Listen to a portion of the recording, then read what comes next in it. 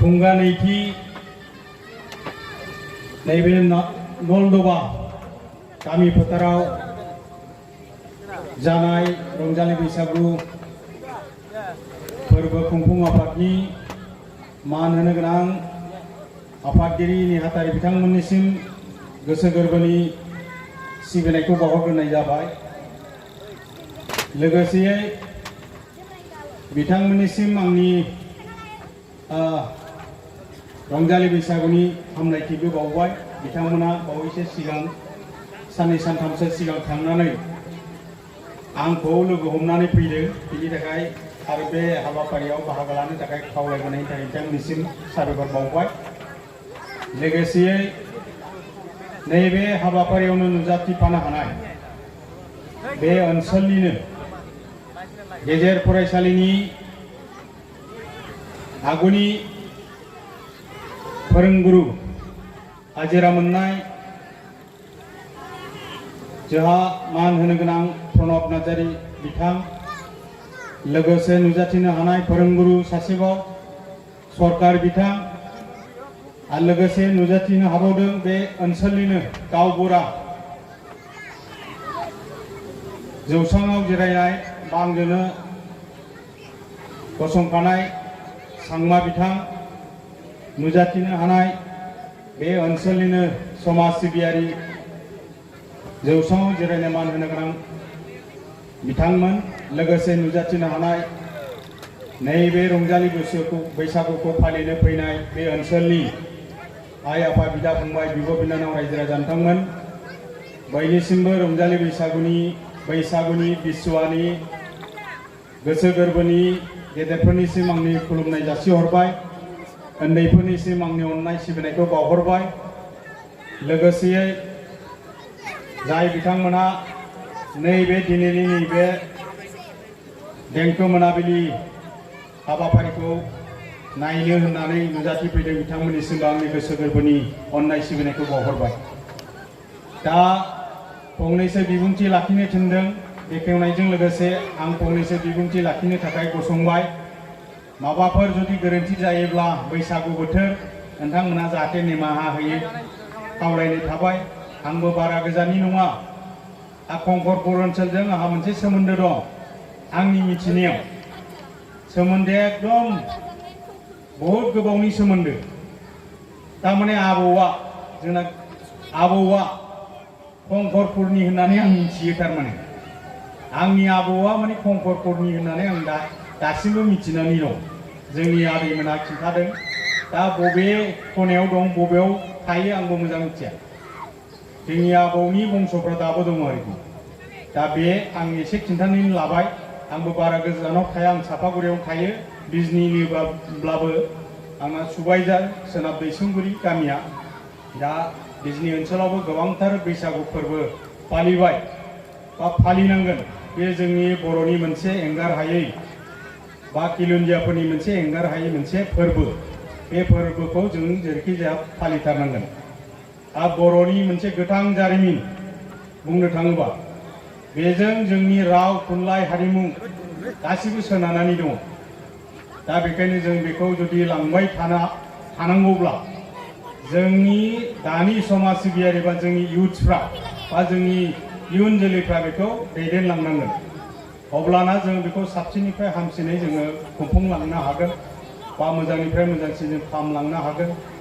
जोंनि समाजारि बेबस्थाखौ जों गोख्रोंनिफ्राय गोख्रोंसिन खालामलांनो हागोन। रांखान्थि अबस्थाखौबो जोङो गोख्रोंनिफ्राय गोख्रोंसिन खालामलांनो हागोन। जोंनि राव हारिमुखौ जों हमथालांनो हागोन। आरो जोंनि राव हारिमुखौ हमथालांनोबा जोङो सोलोंथाइखौ अत्यन्त गुरुत्व होनानै जोङो खामानि मावनांगोन। जोंनि गार्जेनफ्रा बा जोंनि जेनिखि समाज सिबियारि बिथांमोन दं, बिथांमोना बयबो नाजालांनांगोन जोंनि इयुन जोलैखौ जाहाथे जोङो रोंखा राखा मोनफ्रोमबो बिथिङाव, बेफार फालांगियानो जा, रांखान्थियानो जा, समाज बिथिङावनो जा, गासैबो बिथिङाव जुदि जोङो रोंखा राखा खालामनांगौब्ला सोलोंथाइखौ अत्यन्त जोङो गोसो होथारनांगोन। आं सानो जोंहा गार्जेन बिथांमोन दं।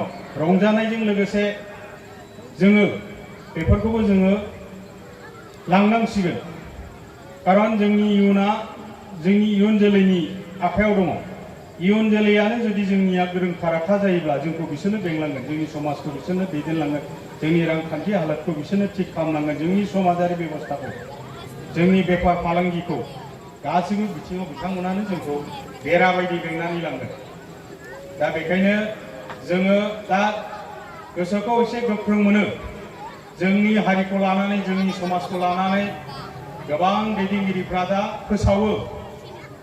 जों जे मोनसे डिसिप्लिन जाति, जोंहा जे मोनसे गावहानो धर्म दं, गावहानो मा होनो राव दं, थुनलाइ दं, बा जोंहानो कालचार दं, बेफोर बाथ्राफोरखौ जोंनि बिराद गिदिर गिदिर भारतनि दैदेनगिरि बिथांमोनानो दा फोसावो।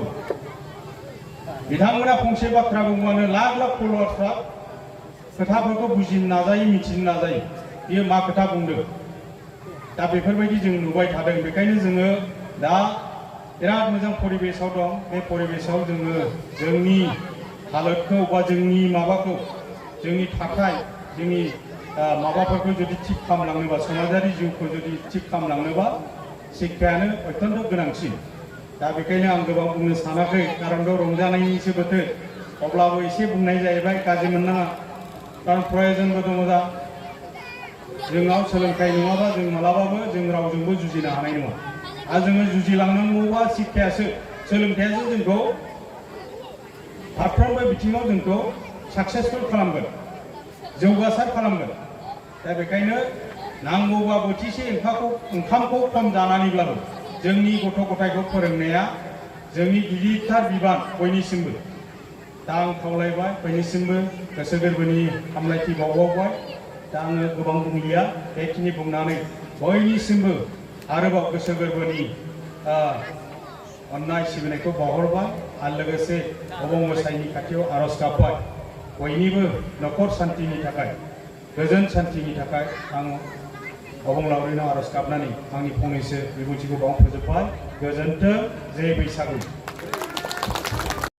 सना नोंनि खानाय फितरा दुलु दाला खाथबनाय, आगै सना नोंनि खानाय फितरा बेखौनो बुङो नामा बबि काटिं, बेखौनो बुङो नामा बबि काटिं। धन्यबाद। खावलायनाय जाबाय।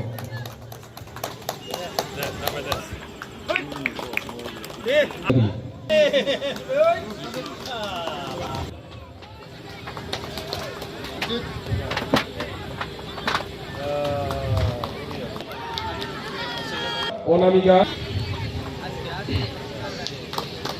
फार्स्ट प्राइज झरना बसुमतारी, फार्स्ट प्राइज आर'नाइ गांसे आरो बांसिन खारनाय जाथे हायो ORS होदों आरो बाथुवा गांसे आरो लोगोसे दङ जोंहा बिनि उनावनो मिदास दैमारि, चन्द्रिका निरा जनक बसुमतारी, जोबोद साबायखर थाबाय।